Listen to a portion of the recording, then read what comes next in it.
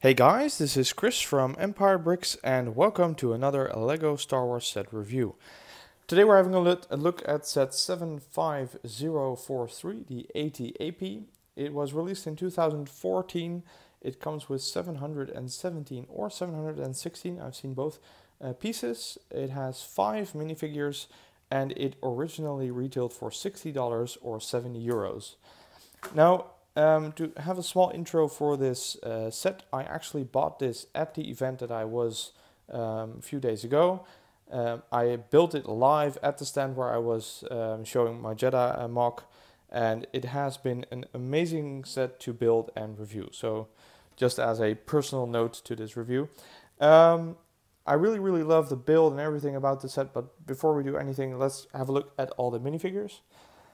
It has 5, as I said, and the first one is Commander Gree, and he is already one of my favorite minifigures.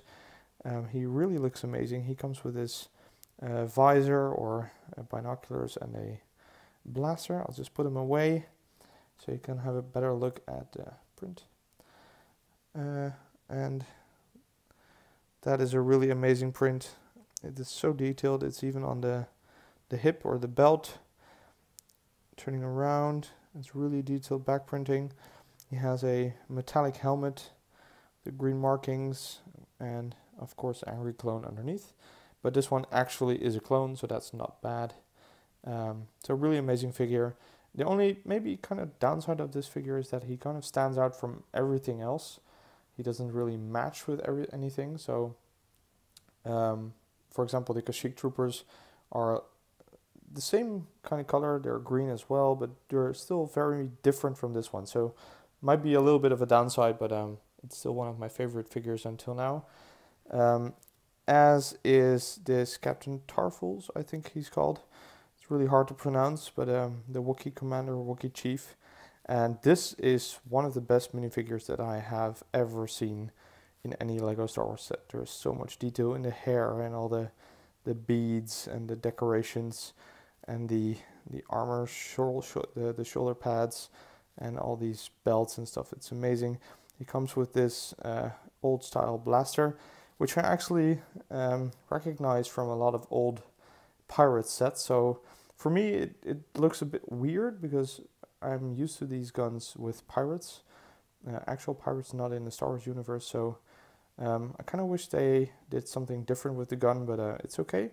It kind of fits and it looks like the stuff in the movie, and you'll get a spare one of these as well. He has this great hair printing, and the complete torso can come off, so there's no head or anything. So that was him. Then there is one regular super battle droid. Nothing special about this one, and just really happy to have one more for my army.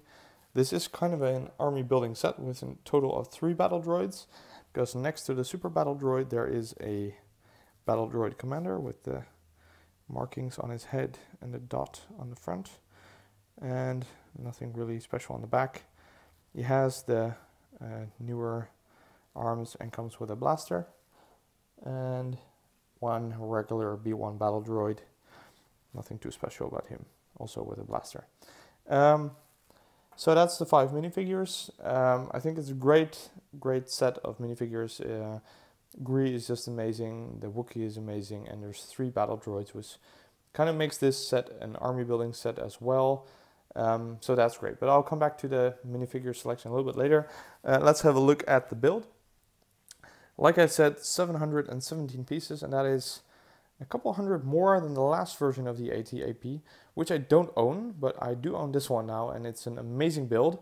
But I do understand now where the 717 pieces come from, because this set is just amazingly built. It's very sturdy, it's very durable, but it's because there is so much Lego Technic pins and stuff like that. So the really small pieces, I'm thinking that at least 100 or 200 of them are pins and stuff like that. So it is kind of priced okay if you look at the number of pieces, but they're small pieces. So just keep that in mind. You're not getting a lot of bricks or plates and stuff like that. But still, it looks amazing. So have a look at the thing as a whole. What I really think that they did well are these discs on the elbow and knee kind of elements of the build, which is kind of makes it a little bit more human or more like a walker, I think. So that looks great. I love the olive green colors and how, you know, these plates are protecting the whole inside. There are some stickers, so there's one over here, one over here. There is a sticker on this one and on that one, and there are some panels inside, which I will show you a little bit later. But yeah, it's an amazing build. Not too many stickers. Color scheme is great. So concerning the looks, this is just a great set. But you don't buy this set for the looks, you buy it for the functionality, and there is a lot. So I will try to work from down and then go up. The first functionality is, of course, the legs, which you can sort of pose. There is a mechanism for that, but there are not that many poses that you can give it without it falling down. So this is, I think, the best pose. You can stop it from falling down with this extra leg, which I understand is pulled out when he needs to use his big gun, so it's more sturdy. So it doesn't have a real functionality, but it is kind of how it's supposed to be. But you can actually fold it away, and then if you go to the back and you use this mechanism with the two balls over here, no pun intended, by the way, then it will keep the leg up there. I just broke one of the discs off. So that's the functionality, and it can stand on its own just fine. So like I said, you can still pose it differently, but then you will actually need the third leg to stand on. But I think it just looks better with the other leg down, so this one. So that's the legs. One thing about the third leg, that this is the most obvious pose, but this third leg just, it doesn't really touch the ground. It's kind of, loose, just one hair above the ground, which makes it really, you can see it, you can feel it. So it would have been nice if it actually would stand on this one, but from a distance I guess it's fine. But minor downside to the set. Moving up a little bit further, there's all these plates on the sides, and you can open a lot of them up. So there's these hatches on the side, which you can open, have a look inside.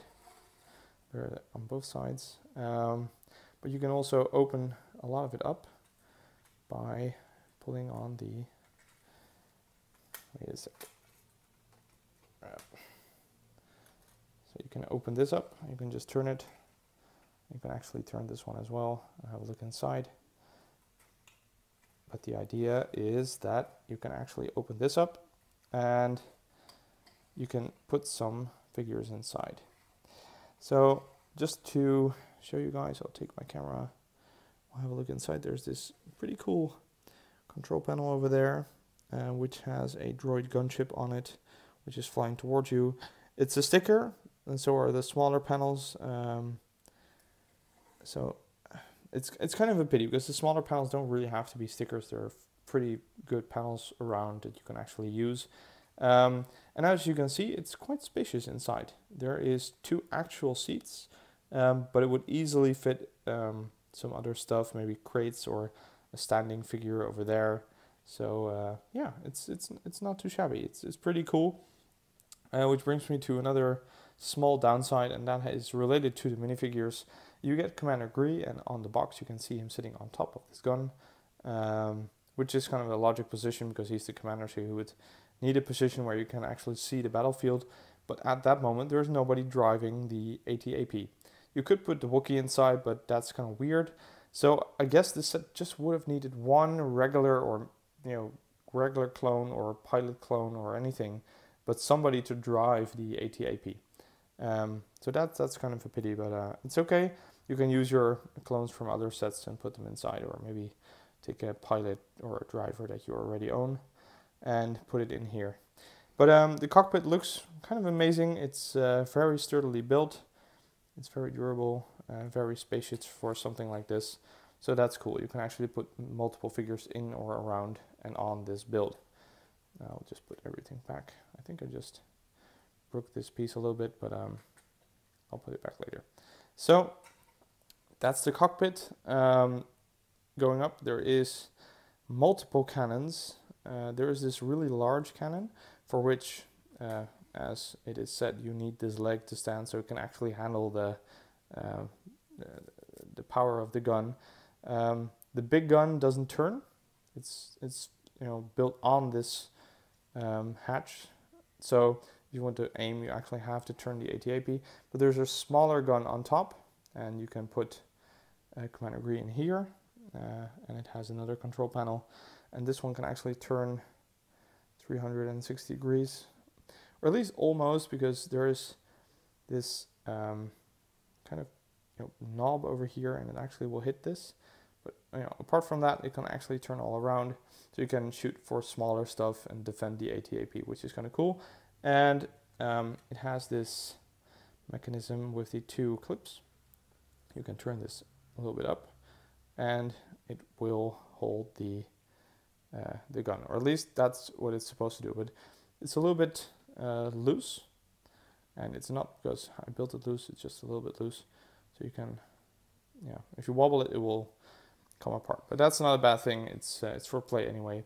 Oh, and one thing that I forgot from underneath is that there is another gun over here, and it can also turn. It's a smaller turret to shoot on smaller things. I kind of wish this would have been able to turn down, but I can only turn it as far because of the leg. That's kind of in the way, because if the leg is out, then you can't pull it down that much. So it's kind of a compromise. It kind of looks weird anyway. I mean, this would have been fine without it, but I understand why it's there. So that's kind of cool. And last but not least, on this gun, there's actually one spring-loaded shooter. The bar is already out, but you can actually shoot it from here. So the back will come out over here. You can push it and shoot it. So that's kind of cool. And it's better than the stud shooters or the flick fire missiles. So that's kind of great.